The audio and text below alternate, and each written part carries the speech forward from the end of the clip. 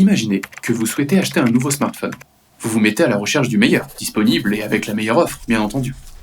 Comment ? Plus de 1000 € pour un téléphone récent ? Cela vous exaspère, et pourtant, cette première information, la fourchette de prix initiale entre 1200 et 1400 €, devient un ancrage dans votre esprit, comme une référence pour la suite. Dans la suite de votre recherche, vous allez probablement être ébloui par la première super offre promotionnelle pour cet outil incontournable, payable en 12 fois sans frais, mais dont le prix total est quand même de 799 €. Vous passez commande parce que vous avez l'impression d'avoir fait une bonne affaire. Pas d'inquiétude. Vous avez seulement succombé au biais d'ancrage, un des nombreux biais cognitifs.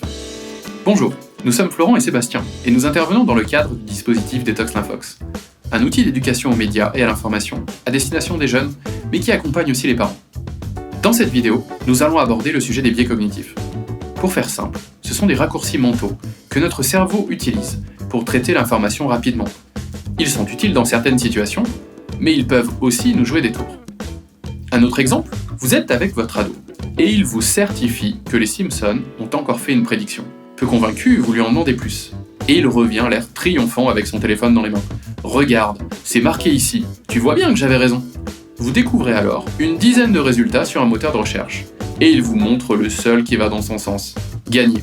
C'est le biais de confirmation. Il est courant et se caractérise par une attitude où vous devenez enclin à trouver des informations qui confirment vos croyances, tout en ignorant celles qui les contredisent.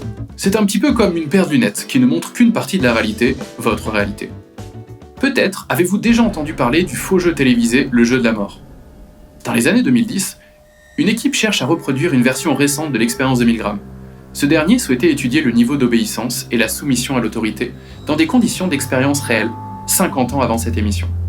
Imaginez maintenant que vous êtes seul sur un plateau télévisé, entouré de comédiens, une animatrice télé, quelques scientifiques et un public complice. Vous devez administrer des décharges électriques de plus en plus fortes à un être humain dans une boîte. Elles ne sont pas réelles, mais vous n'en savez rien. Et tout le monde vous encourage à aller jusqu'au bout. C'est-à-dire l'administration de chocs dangereux, voire mortels. Plus de 60% des participants iront jusqu'au bout. Terrifiant, non ?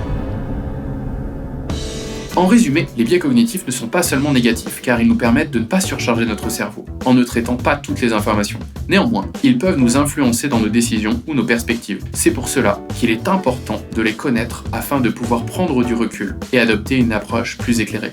Notre meilleure parade ? Nous entourer d'autres personnes afin de pouvoir les identifier.